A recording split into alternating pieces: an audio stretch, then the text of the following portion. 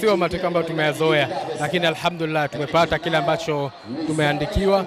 Wananchi wamefurahi wa Pemba, naamini fainali wananchi wa Pemba, Unguja hapa na Tanga kwa boti ni dakika 90 watakuja kwa wingi, lakini watakaotoka upande wa Dar es Salaam na mikoa karibu watafika kwa wingi kwenye uwanja huu, uwanja mzuri, uwanja mkubwa, uwanja wa kisasa kabisa ambao tunaona Serikali ya Mapinduzi ya Zanzibar chini ya Dr. Hussein Ali Mwinyi imewekeza fedha nyingi katika kuboresha uwanja hii. Tuje wa Tanzania tushuhudie fainali bora kabisa katika uwanja huu.